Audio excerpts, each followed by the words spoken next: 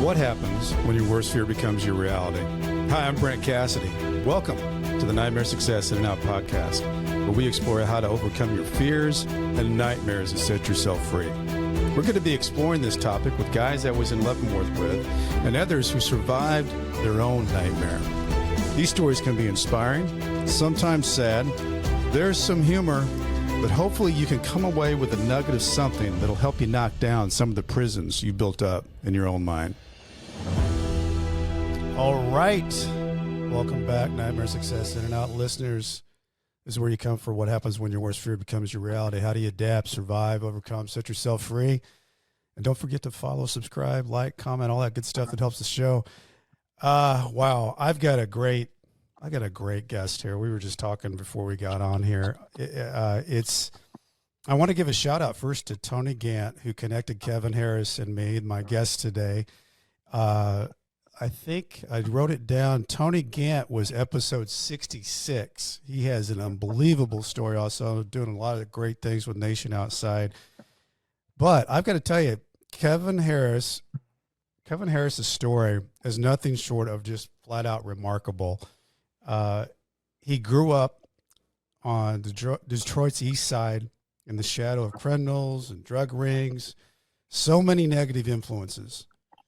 But Kevin looked up to these people as mentors and role models, and it led him to a sentence of 14 years in prison.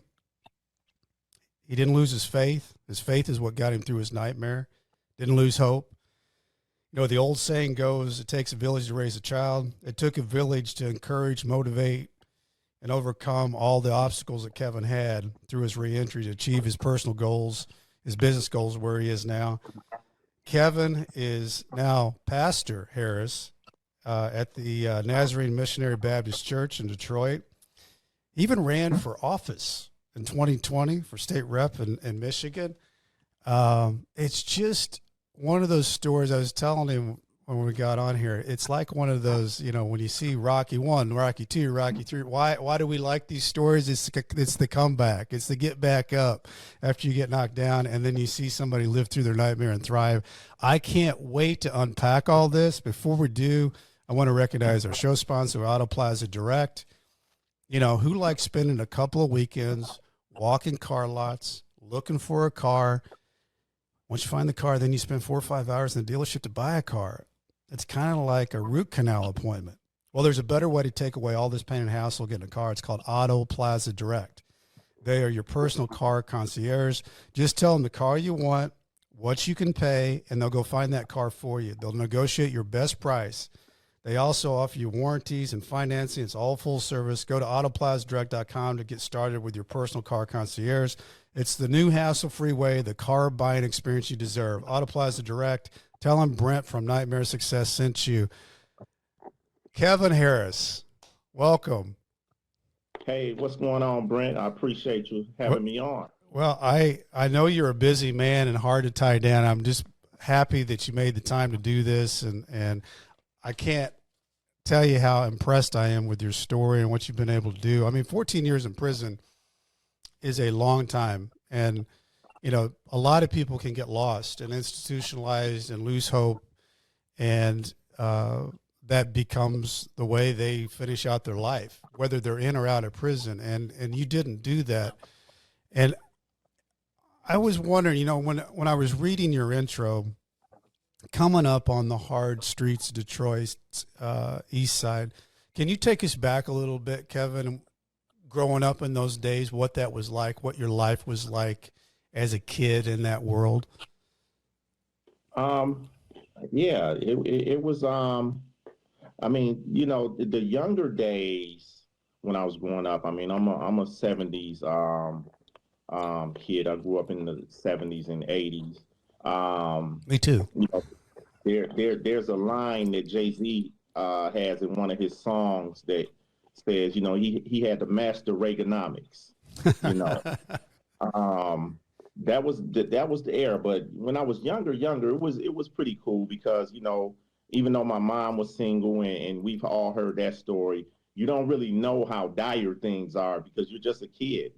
Right. You don't know any different. Everything that you need. But coming into my teenage years, it was pretty tough. Detroit was, hands down the murder capital of the United States. In our community, we had already dealt with, alcohol epidemics and heroin epidemics, folks coming back from the war, Vietnam, heroin flooding the streets in those days.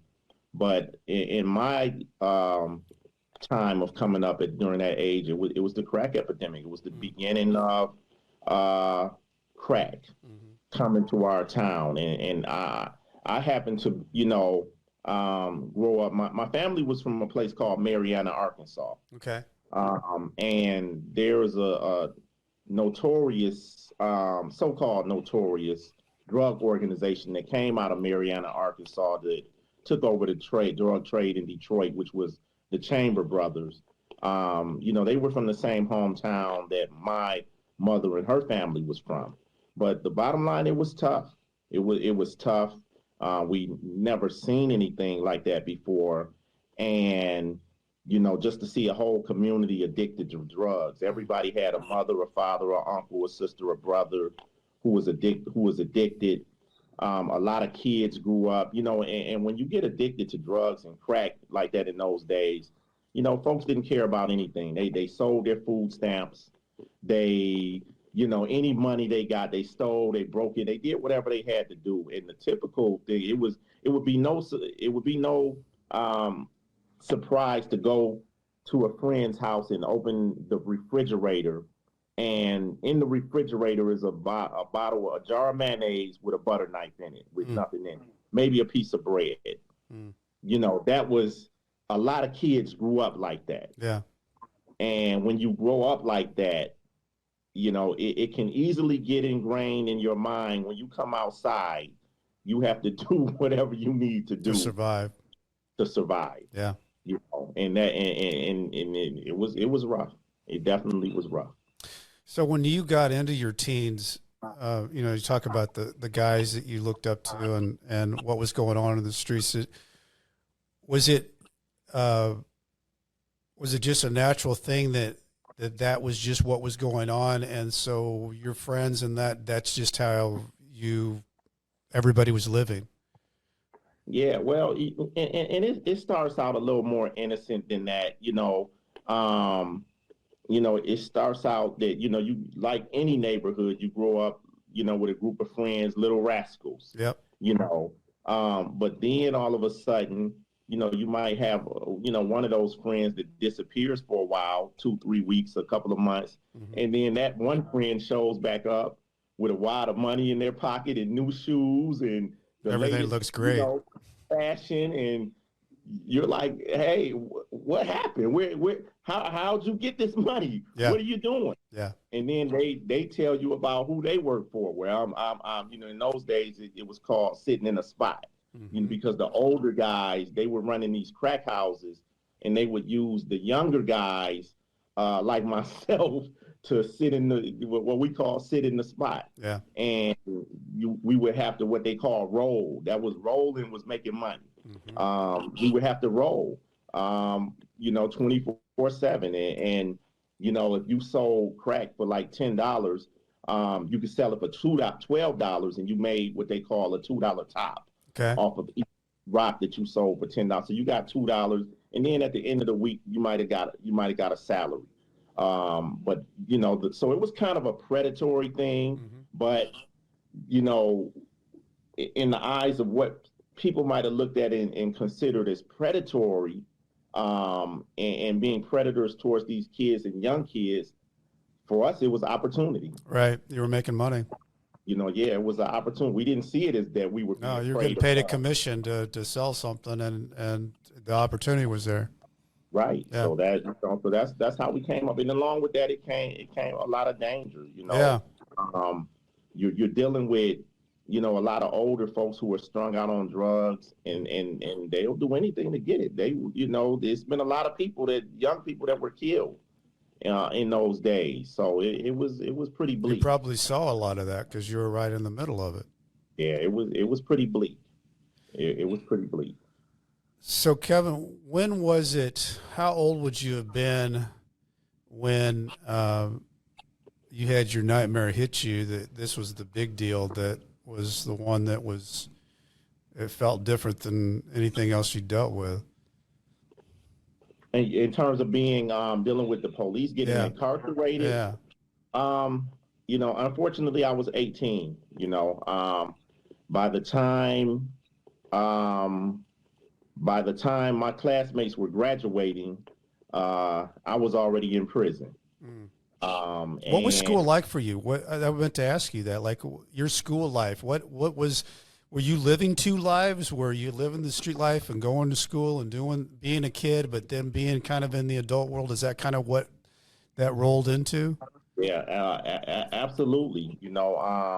Ironically, you have the series on Stars right now, BMF, Yeah. with Big Meech and Southwest T, and there's episodes in the early episodes where they were showing how they were still going to school, Yeah. while selling drugs, living at home, and sometimes if the family structure is broke down, it was some pretty challenging situations that I was growing up with. But yeah, you in my first, And did couple you of have years, siblings, Kevin, that in your family? yes, Yeah. I did. I did have an older brother. Okay. I did have an older brother. His name was Steve, and by the time I was 16, Steve was 18, and he was steeped in the drug trade. Mm-hmm. He was driving a Jeep, couple of Jeeps. Back then they called them Dodge Raiders. Yep. They had just came out. They were like these fancy looking Jeeps, and here my brother is 18 years old pulling up in a Dodge Raider. I'm 16, and there was no more working at Little Caesars anymore, because if you worked at Little Caesars or McDonald's, Yeah. you might have made in those days $150 at the end of the week. Yeah. Where you could go, because by that time we graduated, we weren't working. We learned how to buy our own ounces, Mm-hmm. or sometimes we would get what you call fronted, ounces. In other words, if I bought two, my connect would front me two. That way I would have more. So I would, in those days, we were paying for like $700 an ounce. And off that $700 ounce, once you rocked it up, chopped it up, bagged it up, you could make $2,000 off of it. So off of $1,400, you got what we call $4,000 worth of work Mm-hmm. that you made. So you're making about a $2,500 profit. Yeah. A lot different than McDonald's. In a weekend. Yeah. So here it is. I've just made $4,000, whereas my mother is telling me I need to keep my McDonald's job. Right.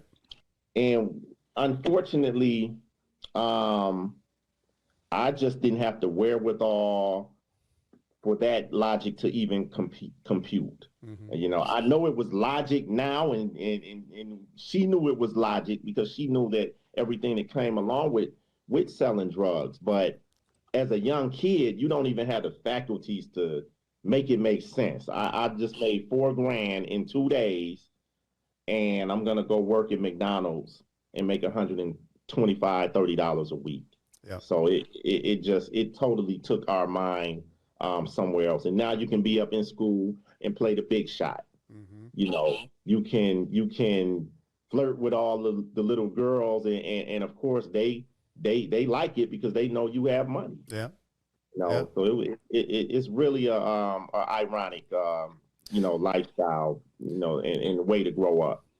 And so when you got hit, you were 18, so you would have been like a senior in high school. Yeah, because I dropped out in my junior year. Okay. The streets came calling, and you just, unfortunately, you just don't have the foresight to know this is not going to last forever. You need to be putting money up for lawyers. Yeah. You need to be stashing money, but you made it back so quickly. You might make a couple of $1,000s and go blow it all. Yeah. Because you're thinking to yourself, I'm gonna make it back tomorrow. Yeah, but this weekend I'll double it. Yeah, that's the way kids think, though. Yep. So when it happens to you when you're around 18 years old, did you have any idea, Kevin, that anything was coming? Did you feel any heat on you, or was it a surprise? It was cat and mouse. it was cat and mouse, and I got caught because your name is out there ringing down at the police station. You're hearing, the informants are talking about you, and you're seeing, you see some of the most ironic things out, in those days when you're selling crack. I have this image in my mind of, a brother who, he's much older than me, but everybody knows that when he was in high school, he was a track star. He was a speedster. Mm. So you might be out there at night selling drugs and the police have some type of sting going on. Now, I just sold the guy the drugs. Mm-hmm. And the next thing you know, you see this guy shooting down the street like Flash Gordon. And it's almost, what's funny about it, the guys, we're laughing about it because we know that in school he was a track star. And now we're seeing the police try to chase him and he's trying to catch you. All that. These are the type of sights and things that you would see in those days. So, it was hot. What we call hot. There was a rap song called "The Block Is Hot." So when you're out there selling drugs and hustling, the block would be hot. The block would be hot. I've been in houses where, we're selling all kind of drugs out the house, and the marked cars would drive by slowly and just shine a big light on the window that you're looking at. You just gotta, dug out the way because it's what we call hot. So it was a lot to live with. Yeah, a lot of cat and mouse, and eventually it was, you were due to get caught, but that's just the way things worked back in those days. So when you get picked up, is it a knock down the door thing, or is it what? How does it happen? Well, I was kind of set up, how I got caught. It was really, really stupid because there was a neighborhood guy's, his girlfriend, I was messing with his girlfriend, and he was always really upset about that. We were always going back and forth about it. She was going back and forth about it with him. And one day he just called the police and told them everything. Mm. And they waited. And so I ended up having to go and make a delivery because I had other parts of town that I was supplying. So I called a cab, and when the cab came, myself and one of my partners, we came out the house, we got in the cab, and cab took off, and the next thing you know, police got right behind the cab, and I was loaded down with drugs. Probably had a couple of $1,000 worth of crack I was finna go drop off to the other place. So when they pulled us over, I stuffed these drugs. I just started stuffing the drugs, and somehow I stuffed them in the seat, but up. And, the police took us out the car, and they searched the cab, and, they had us sitting in the back seat of the police car. And it took them so long. I really was sitting back in the back seat of the cop car, hoping and praying they're not going to find it. They're not going to find it. They stopped the search a couple of times, started talking to each other, and you know how when things go bad, it's always got to be one more. I'm just going to search one more time. Yep. And when he came out with the bag, my mind just went blank after that. Oh man! So, what happens after that? Like, how long of processes you go through, Kevin? By the time you get hit that night to when you're standing in front of a judge and you're getting 14 years. Oh man, it was about 6 months. Yeah. I went to trial, and I went to trial because I thought I had a good chance of beating it because the cops.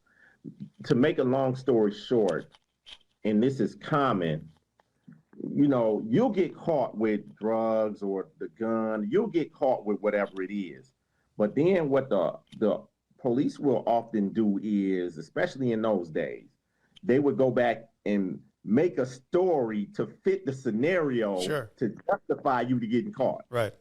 So if if it would have, came out in court, actually what happened, we really just stopped him because we didn't have probable cause. Right.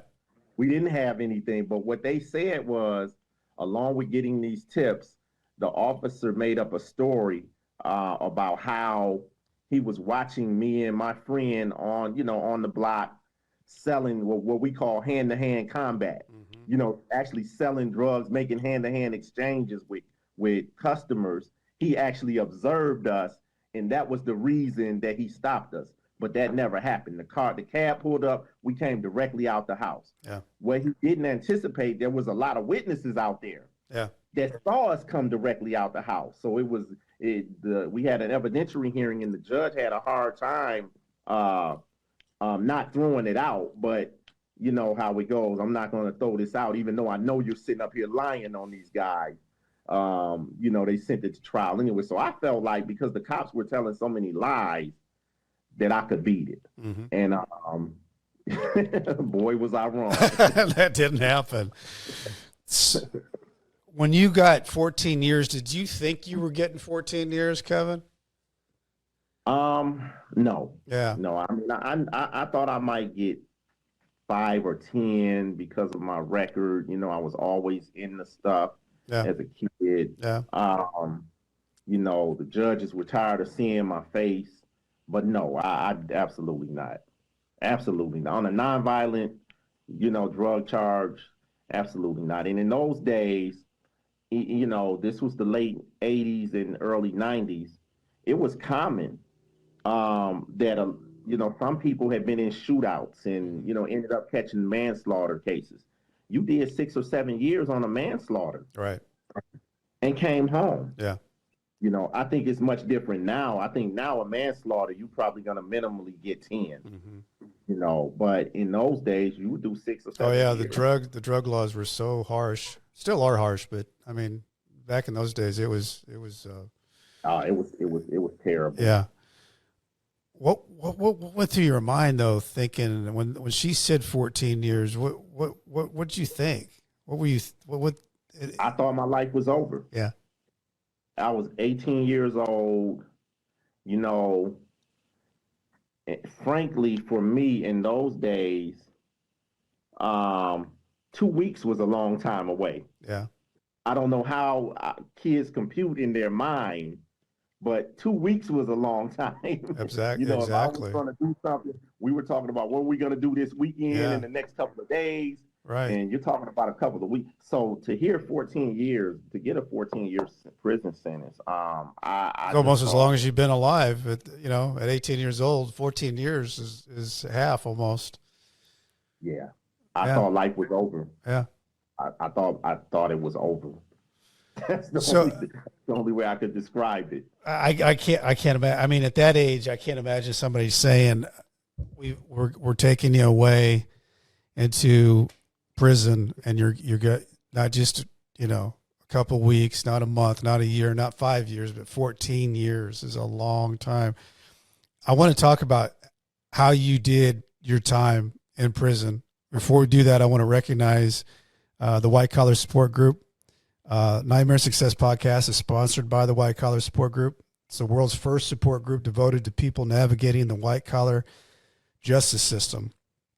I'm a member of the White Collar Support Group, and I can tell you that this is a bunch of people who help each other through the criminal justice journey for free. Whether you're just starting your journey or you've made it through to the other side, this is a great space for you. You can join us on Zoom, Monday, 7 p.m. Eastern Time, 4 p.m. Pacific. For information, go to prisonist.org. That's prisonist.org. Start here. So, Kevin, they take you walk into this prison. Do you have anything in your mind about strategies or anything about how you're going to live in this new primitive world, or are you just walking in as an 18-year-old kid hoping nothing crazy happens?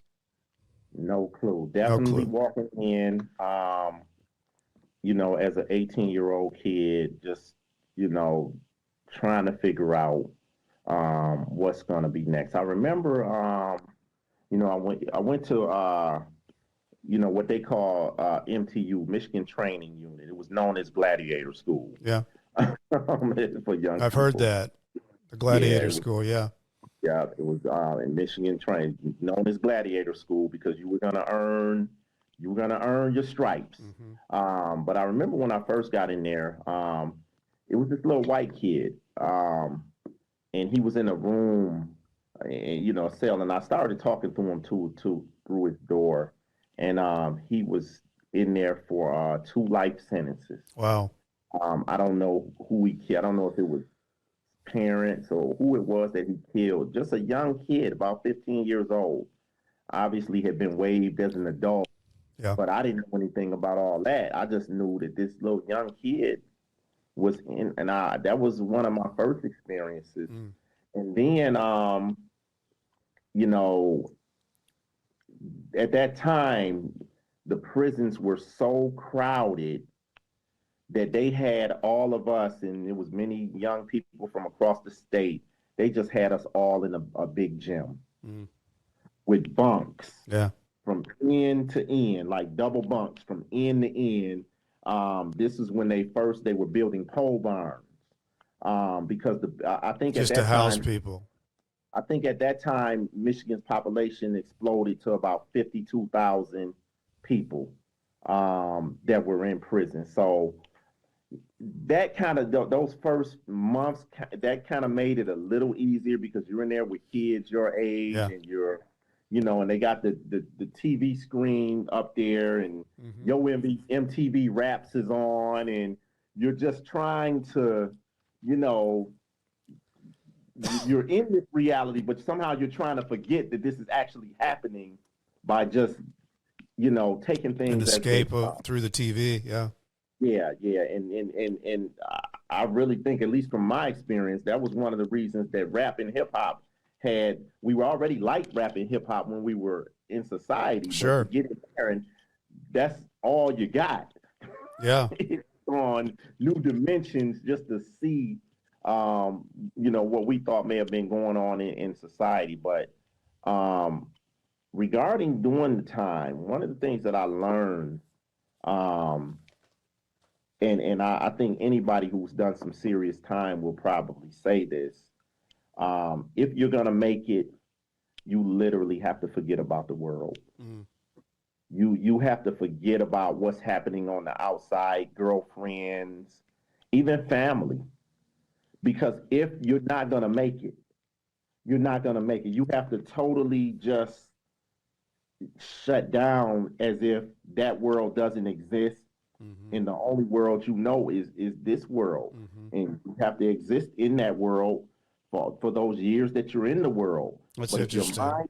Yeah. your mind is out in society, you're not gonna make it. You are not gonna make it.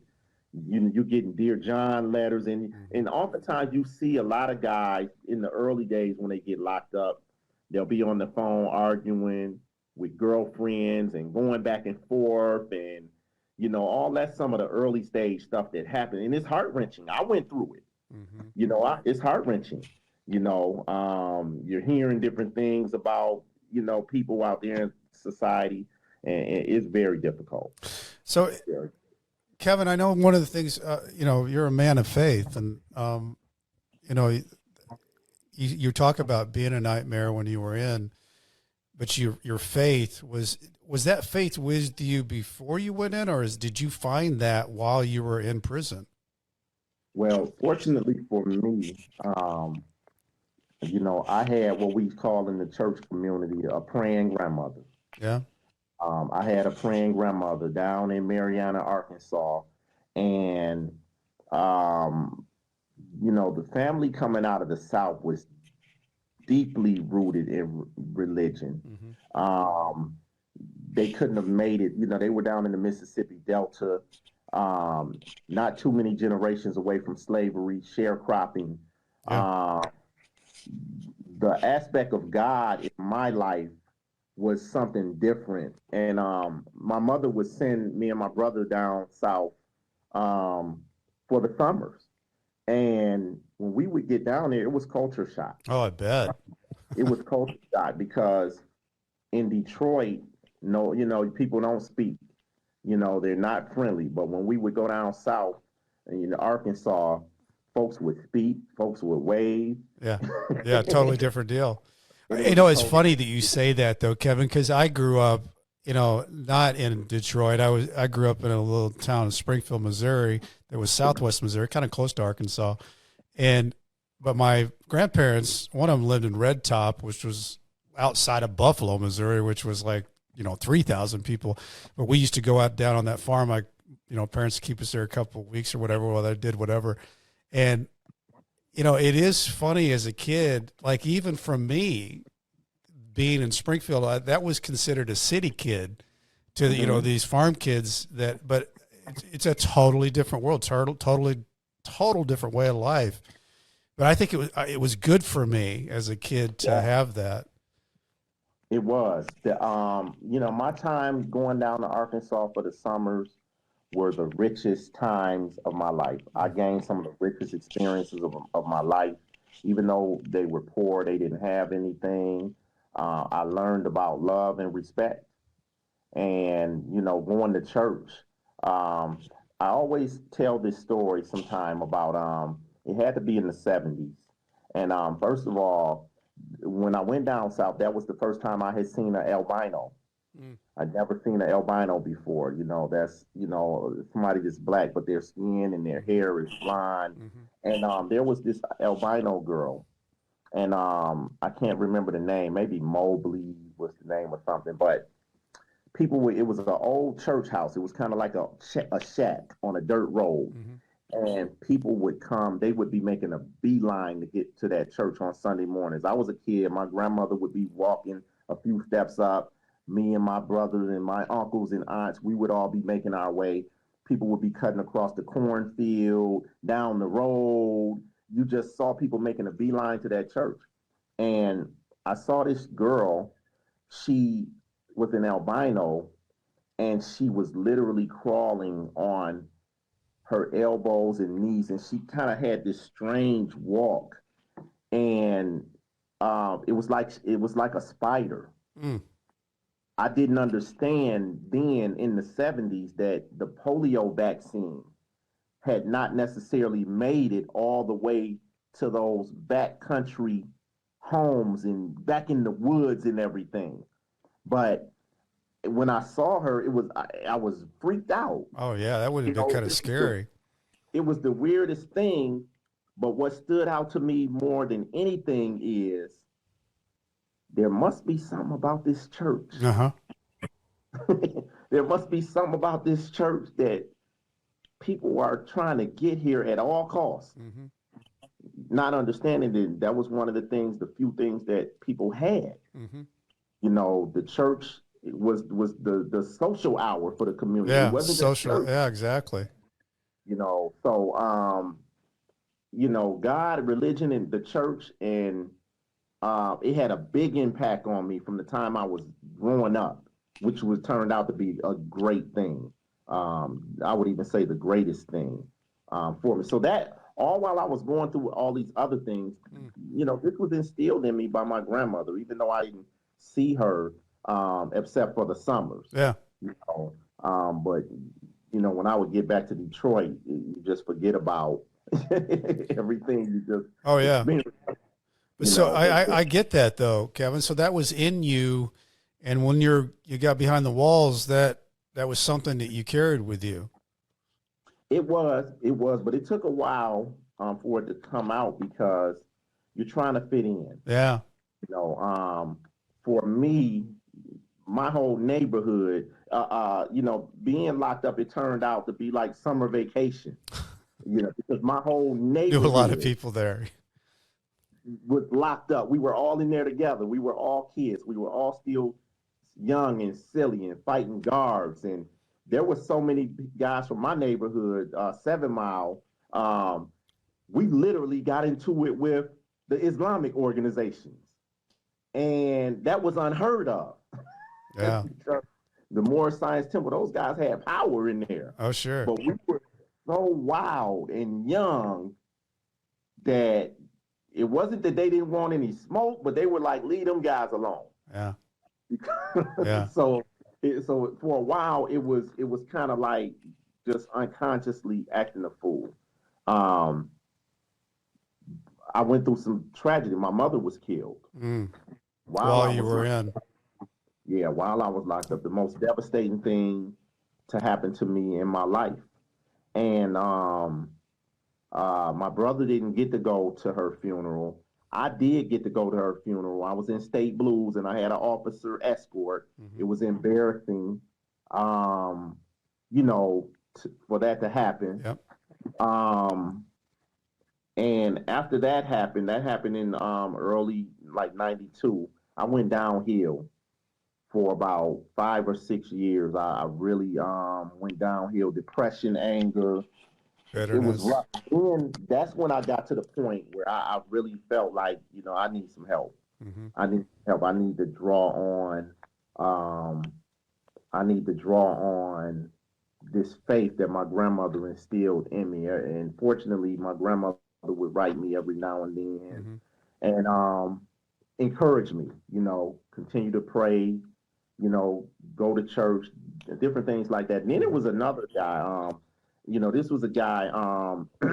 He was from Jackson, Michigan, because that's one of the towns that we used to go to. A guy named J.D. Potts. We were our cells were next to each other, and one day I was in my cell, and this guy was next door in his cell, praying and praising the Lord. Now this guy on the street, JD was just a straight clown. Uh, he was getting high, but he was one of those guys who was really funny when he got high. Uh-huh. He still was really cool. Everything was a joke. He wanted his crack, but he still would crack a joke. You know? So he just had this jolly spirit. JD was a cool crackhead, for lack of a better way of saying it. We're locked up now, and JD still he's over here praying and praising the Lord and all this stuff. And one day when they broke us from yard, I'm looking at him, and I'm like, I just couldn't. He always had that spirit about himself. I'm like, man, what's wrong with you? Mm-hmm. Why? How are you so, Yeah. jolly and Right. Why is happy? this working for you? And you're in here, And he was like, Kev, you need to come to church, man. You need to come on. Come on, brother. Come to church. And of course, what did I have to lose? Right. I had been going through hell Yeah. for 7 years up to that It's a point. long time. So I went ahead and went to church with JD, and it was a white pastor, and he was there talking about the word. And I remember thinking to myself when I was listening to him, I said to myself, this is what life is supposed to be like. Mm. Freedom, a wife, living right, Mm-hmm. doing good. And here I am sitting up in here with 7 more years to go. Yeah. But it touched my heart so deep because I desired, like, man, I'm not even living life. Yeah. You want that. Yeah. I've been in here since I was 18, and I haven't gotten to experience any of this. And Right. that sounds good to me. I know I was selling drugs, but that doesn't make sense. This sounds good. I think I would like that. Mm-hmm. And that made such an impression on me that I began, reading my Bible and praying. And man, if you read the word in context, it provides hope. Mm-hmm. It was my hope. A lot of people, they may have gotten through what they got through or how they got through it, but I probably wouldn't have made it. I would have been the one who would have lost his mind had I not found that hope. And hope is the biggest. I mean, hope. I remember I had a guy named Romo on the show, and he said, don't ever take away hope from someone because that might be all they have. And it's so true. That one piece could be the thing that makes you survive and get to the next step. Yeah. And because it was saying some good stuff. Yeah. It was saying some good stuff. It was talking about how you can be blessed and you can be living a good life, and that idealized life just made more sense to me than anything I had ever thought about before. So did the mindset change then? That I mean, you had 7 years to go. Did you start acting different in that world? I did. Yeah. I did. It was a struggle at first because I remember, I got transferred to a prison camp, a lower level, and I was in my room and I could look down from my room at these guys who were having Bible study under a tree. And I wanted to go there and I wanted to get to that Bible study so bad. And I had this big old Bible. And the problem was I had to walk past all my friends. Yeah. Yeah. Peer pressure. That tree. With those guys who were studying the Bible, I would have had to walk past everybody and they're looking at me with this big Bible and they would have called me out. Yeah. Where you going? Yeah. Come here, man. You finna go Yeah. over there. What are you doing? Yeah. So while I was in my room, I was trying to put the Bible on my shirt, under my shirt to see, if I could hide it, how I could play it off. And finally, I just got up the nerve. I just got up the nerve to take the Bible and walk real fast to get down to that tree, man. And yeah, man, I needed it. And eventually it got to the point where I just stopped hearing, what people had to say, because I was hurting. I don't know what anybody else was doing, but I was hurting bad.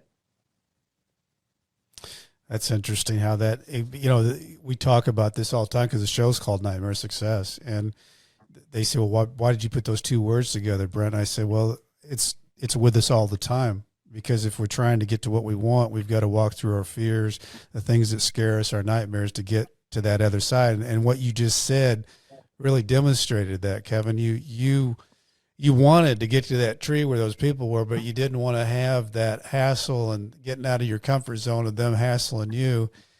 And then you just decided, no, it doesn't matter. I'm going to do it. Yeah, absolutely. That's what I want. Yeah, absolutely. So how do you start doing time like that? How do you start preparing to get out? Because, a lot of guys that I've talked to that, whether they've done, 3, 4, 5 years, that's nothing like doing 10, 12, 14 years. What does it feel like when you start realizing, Kevin, that you've got, you got a year left, you got 6 months left, you've got 3 months left, and you know that you're re-entering society that you've left so long ago? What goes through your mind? Well, for one thing, for me, I definitely was trying to think ahead and trying to project. I took as many classes as I could. At that time, they had taken out all the Pell Grants. I started in college, but then they snatched them. I think that was under Bush, George Bush the first. Took all the Pell Grants, so we couldn't go to school. So I was trying to educate myself as much as I could. I was going to the law library. I was learning law, because I realized that being a paralegal was something that you could do when you got out. Yeah, which you did, by the way, which we'll get into, which you became very good at that. Yeah, I realized that lawyers would hire you. Lawyers would hire you to do that work if you're good. Yep. So the first thing, I became really skilled at legal writing. My last years in there, I did legal research and legal writing. I got really good at. What I found, and I tell people this all the time, people that's getting ready to come home, in your mind, you can picture things about, what you're going to do, what you want to do, and how you're going to do it when you get out. But there is nothing that you can do in prison. Nothing you can, from my experience, nothing you can do in prison that will prepare you for getting out. You can try to prepare yourself. You can hype yourself up. You can idealize things, and you can do all that. And it can be some good plans. Yeah. And you can even have people that's there for you and that's going to help you. But for me, the first day out was like meeting Mike Tyson, day one. Wow. Right between the eyes. an entire different reality. That first period of the first year or two, it's sink or swim. What was it like for you getting out after, that amount of time? What was that? What re-entering the world? Because there would have been a lot of things that changed. Because Yeah. it's hard. I was in for 3 years, and a lot of things had changed. That's nothing like what you re-enter. And what did you re-enter the world into, Kevin? Who did you live with, and where did you go? Um, this is where you start talking about the blessings of God because um, my wife today, um, I would call her my girlfriend while I was doing that time, but she would say, Negro, please. I'm just a friend here for you to help you. But there's no way I'm waiting on you another 7 years. Yeah. Um, so, fortunately, her name is Tracy. She's a bank manager. Um, Good girl, good girl who, I was dating when I was out, and she did remain a friend all those years. And fortunately, nobody had got her. And I think that there were a couple proposals that she got, but she did have a lot of love for me. I just think she didn't want to admit it. So, man, she's been my savior, my rock. Um, I would have had to go to a homeless shelter had she not been there. Um, Yeah, no, I feel what you're saying, because the guys that don't have any support, that is what happens. And yeah, it's a life changer if you have somebody that, and when I was reading your profile, Kevin, I thought the analogy of it takes a village, to raise a kid, but it really does take a village to help somebody that's been justice impacted, been in prison, to get them into the proper reentry, to have opportunities, to keep the hope alive, to yeah, make the next step, because there's all kinds of obstacles, and no matter what, and this goes into 300 prisons, so I never want to sugarcoat anything. Getting out is not easy. One of the things that we, being the guys that have done this, need to tell those guys is, even though it's not easy, you're always going to live with the tattoo, scarlet letter on your head that you're an ex-felon. right, What you've got to learn to do is how do you carry that, and how you tell your story, so that that is part of you, but you own it. They don't own it. And that's what I think is really inspiring about your story is each and every step that you took as you went out, you got hit, and it wasn't easy, but you kept gathering around you people that were the right people that helped you. And then you started doing some really incredible things. To talk about your paralegal deal, how you got into that. yeah. So again, I was trying to figure out something. I didn't know what my life was going to look like. I remember a devastating conversation I had with a cousin one day. I called. It was during a holiday, and our family was there. Our family was there at their house from out of town, out of state, Arkansas, Texas, Georgia. And my cousin answered the phone, and he said to me, he said, he said, Kev, you're gonna have to call back. Um, we have family that's here at the house. And when he said that, it hurt me so bad. It hit me. It hit me where it hurt because the way he said it was like I wasn't included in the family. Not part of the family. Yeah. You know what I mean? It's not that, hey, Uncle so and so is here. You want to holler at him real quick, or Yeah. like we got family here at the house, so you're gonna have to call back. Mm-hmm. And I was devastated. You know what I mean? So again, for me, I was trying to figure out. I didn't know where my life was gonna land, where I was gonna be, but I had two things on my mind. I said I'm gonna be in somebody's church, Mm-hmm. and I'm gonna be working in somebody's law office. Mm-hmm. I said if I could accomplish those two things, I know I'll be okay. Mm-hmm. I don't know how it's gonna look. Yep. I don't know where I'll be, but I know it won't be somewhere in the streets committing crimes, putting myself at risk. Mm-hmm. So those are two things, two bottom lines that I had in my mind. I'm gonna be doing some paralegal work, and I'm gonna be in church because I needed to assure myself that I wasn't gonna mess up no matter what. So when I got home again, by that time everything was computerized.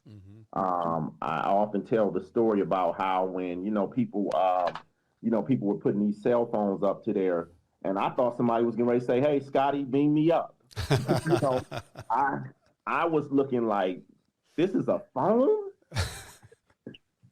Technology had changed, everything had changed, and I realized that even the paralegal skills that I had were no good because it was all about computerized legal research.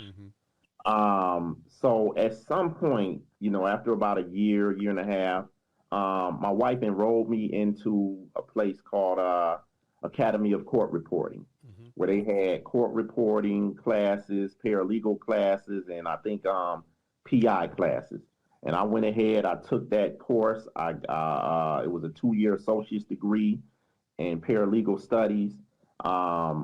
Learned all about how to research on, online and through the computer.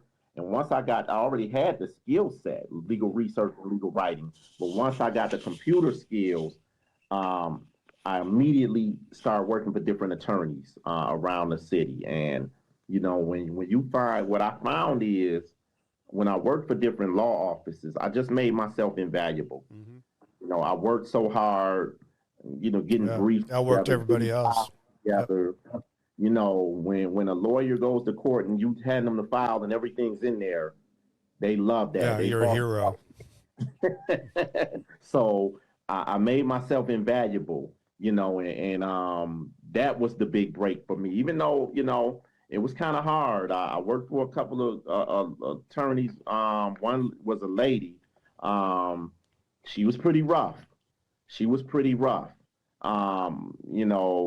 I don't want to get into, demeaning her or what her personal life might have been like, but it was like, you can't have a husband. So you come here and you kick the dog. I'm the dog. But I think she was wondering why I had not quit. Why am I so tough on him and he hasn't quit? And because I don't think anybody ever worked for her past 3 months. But I hung in there and I ended up working for her for 6 years. I became invaluable to her. Wow. But what he didn't know, I did not want to go back to the streets. It was my chance. And I think that's one of the things that, and Tony Gant talks about this too, that people don't know how desperate a person who's been in is looking for a real opportunity and how much harder they'll work. A lot of that has to be educated to the employer that these people, so many are nonviolent, and they're just desperately trying to get back into society. If you just give them a shot, absolutely, they'll work around everybody because they want it so bad. And that's what you did, Kevin. That's what happened. That is an absolute fact. Yeah, that's true. So it advances. You go through years of the paralegal thing, but then you get into other work. You get into the ministry, start working with the youth kids and giving them your story and how you do, and try to keep them out of doing what you did. How did that happen for you? Did you, because you only have so many hours in the day. So what was going through your mind as you were transitioning back and forth and going and growing into all that? Yeah, for me, I was just really committed, to reaching out to youth. I was committed to making sure that I could contribute to the bills and to my life at home. I definitely, the work ethic that I have, and it was unmatched. unmatched. I always say people might have been smarter than me. They may have had more connects than me. They may have had a lot more than, but nobody will ever outwork me. Yeah, Never. and the other thing is, Kevin, you're a great networker. You know, Yeah. each one of these stages also got you into other stages. I mean, looking at your story, your networking got you into politics, and then the politics, then it brought you back through, and now you're a pastor. But it's interesting how each and every time you stepped, you were connecting, and then you Yeah. connected other people to opportunities. You know, the Tony Gant that we've talked about, when he came out, because you knew him on the streets, and he came out after doing 20 years, you connected him because you were in the Capitol and you had opportunities, and you were reaching out and connecting people to things that maybe you had a tougher time to walk through at that moment, but you knew how important it was to give somebody an opportunity, which all of that is important. Yeah, it absolutely is. It absolutely is. I was, the lady that I was working with, her name was Leslie Love. She was running for office. Mm-hmm. And it's really hard if you don't have a family name or some type of legacy. It's really hard to break into politics in Detroit. It's Mm-hmm. really hard. But she kept running, but she was falling what I call up the steps. And I recognized that there was something brilliant about her. So every time she ran, I was right there helping her. And eventually, the last time she ran, she won. She won. She won, and she took me to Lansing with her as her chief of staff, and we really learned the ropes together. But she was not easy to work for though. She made me learn what I needed to learn. But Leslie Love, former state rep, I was her chief of staff for 5 years, and then the last year I was with Latanya Garrett. But Did you ever have literally, like imposter syndrome, Kevin? I mean, a lot of people talk about that, I'm doing this, I'm getting this opportunity. I'm now I'm chief of staff in this world. Am I supposed to be here? Cause I mean, you stepped out of so many things in your journey through life that where you are now, is pretty remarkable. And even if you have imposter syndrome, you got to deal with it and say, yeah, I'm supposed to be here. I earned it. well, for me, it was a little different because, um, I really dealt with it from a spiritual standpoint. And from the spiritual standpoint, you learn that if you do right, if you trust God, if you work hard, He's gonna bless you. He's gonna open doors for you. What I did have to grapple with was what is the purpose of all this happening to me? What am I supposed to be doing? Right. And I remember my early days of going into the rep's office, and there's this big huge picture window, and when you look out that window, you're looking at the Capitol, and you're looking at the architecture of the Supreme Court and the legislative offices and all this stuff around. And the only way I could describe it, the Ten Commandments. Um, if you ever saw the Ten Commandments, where they were building up the Hebrews were building the city, and Moses was looking out over the city. I felt like I felt like Moses. I felt like, God, what are you telling me? Like, so from that aspect, I was like, I'm not one of these folks. I'm the people that's out there. Right. Yet I'm sitting here looking at the Supreme Court and what does this mean? So I always had a sense of I There was was a gonna have to, purpose. yeah, I had the sense that at some point I'm gonna have to leave here, and I'm gonna have to come back with the message, let my people go. Mm-hmm. I didn't know if how it would happen. I didn't know if she would fire me. I didn't know if I was gonna leave and come back as a rep one day. Yeah. I didn't I didn't know if I was gonna leave and come back as an activist one day. Yeah. But it turned out it was more I leveraged my position as chief of staff with my activism And the let my people go portion was the expansion of the expungement laws and the raise the age laws and all the criminal justice laws and reforms that we did push. That was kind of my let my people go, which is moment. huge.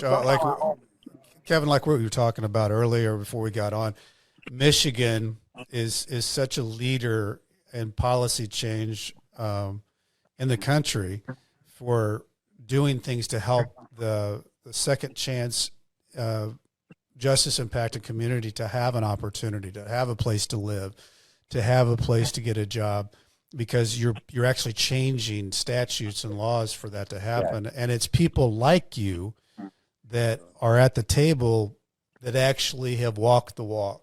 And to me, that's where change happens, is where you actually can listen to somebody that knows it, because that's where they came from. They've experienced it.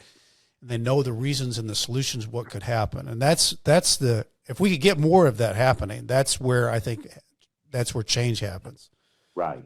Yeah, absolutely. I have been steeped in the major movements here. It's kind of been on the unsung level. I've set everybody else up, but it's kind of like your work with Nation Outside, getting that set up and rolling, and then you rolled into something else. Absolutely. And Nation Outside is all justice impacted people too. If anybody wants to look up that organization, it's a great organization that does incredible things, but all run and done through the justice impacted community, which is and Kevin was a very big part of the startup of that, and he got it rolling. And then as he got it rolling, he moved into, and I'm trying to remember the time period that you took over as pastor of the church, because that's been, 7 years? Yeah, it was all about the same time. It ran kind of in conjunction. Okay. It ran in kind of conjunction. Tell us about your world with that. Yeah. It's been another challenging aspect, because, when you talk about the Baptist church, the Black Baptist church, the church has always been the center of movement and action in the Black community and civil rights and, standing up for justice and standing up for our people. But when it came to justice reform, they were really late to the ball game. Really late to the ball game and really slow. That's why you have so many activists out here, Black Lives Matter and all these organizations who they're a whole separate movement from the church. Right. So when I came to the church, when I was elected as the church, it was really, really difficult, because I am much more Malcolm than Martin. And the church and the elders, they struggle with that. And here I am, and they were like, "Oh God, here come another. He's ready to talk about this prison stuff again." And can we stop hearing? Can we just hear about Jesus and not hear about this reform stuff? And I'm trying to tell them, while you want to hear about Jesus, your husband is in prison, your son is in prison, your nephews are in prison, your daughter's in prison, your everybody's on probation. Right. Yeah. So dealing with the trauma. It took a while for me to get our elders to understand this, because what had happened was that the system had made them ashamed of us. Right. And because all they understood is, well, if you would have just followed what the Bible said, you wouldn't be in this position. But Grandma, you don't understand that they put guns and drugs and crack, and they put all this in our community. The choices we had to choose from, you didn't have to choose from those choices. So it's taken me a while to get that message across, but I've hung in there. I've made it to 7 years. And now that they've seen all the things that's transpired over the last 7 years, the laws that have changed, the reform that has happened, the millions of lives that have been impacted, now they kind of get it. And they're like, wow, our pastor is a prophet.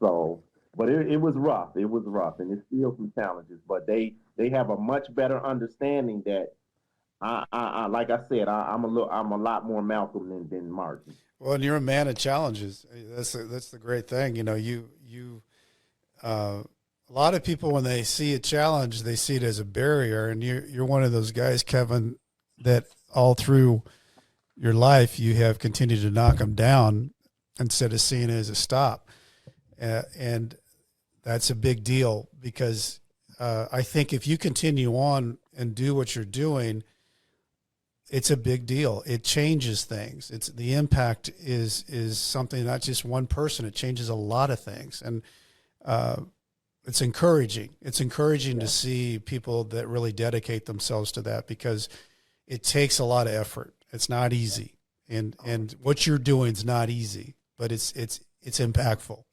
Yes, I appreciate that. You know, there's a lot of great things that's happening because of this work, and we're not done. No, gosh, work's never done. So much more to do. I've got to ask you this, Kevin, because I always ask people this, because we've covered the gambit here of your life. Mm-hmm. What do you think is your biggest takeaway through all this that you've been through for the listeners out there? For me, my biggest takeaway is you got, you know, and I've got to go spiritual on this. You've got to find out your purpose. Like, you know, God had a purpose for Moses. He had a purpose for Joseph, Abraham, David. You know, you've got to find out that's the biggest thing. And when you find that out, then you can really make headway of what you're doing. I remember when I was first doing trainings about activism and different things like that, because when in those early days of coming home, or even before you came home, people would say, well, what are you going to do? And somebody said, well, I'm going to start a nonprofit organization, and I'm going to do this, and I'm going to do that. And you have no clue what it's really going to take to do that. You just think in your mind, because this is what you see people when you hear about people doing. Mm-hmm. But what I learned, and I didn't understand it at first, they said, whatever you do, you have to follow your passion. Mm-hmm. Do what you're passionate about. And I didn't understand why they were saying that, because I'm just want to start a nonprofit. Mm-hmm. And I'm trying to start a nonprofit in things I'm not passionate about. Right. Then what I find out is, because I'm not passionate about it, this is taking too long. This is too hard. Mm-hmm. Where's the money? I can't do it. You throw the towel in. Mm-hmm. But when you're passionate about it, you're just going to. You'll put in the extra work. You're just going to do. And that's what it was. I was passionate about. So all the foundational work for Nation Outside and, you know, some of the other groups that I've worked with, mm-hmm. there was no money in those early days. But because of the passion kept us doing it. Mm-hmm. And now there's millions of dollars coming into different organizations mm-hmm. because we were passionate about what we were doing. I love that. It was no money. So that's what I was saying. That's a huge takeaway too. Have your passion, find your why, because that's the thing that's going to keep you rolling. And through your story, Kevin, it keeps you outworking everybody because you know why you're doing it. And that's a great message for anybody who's listening.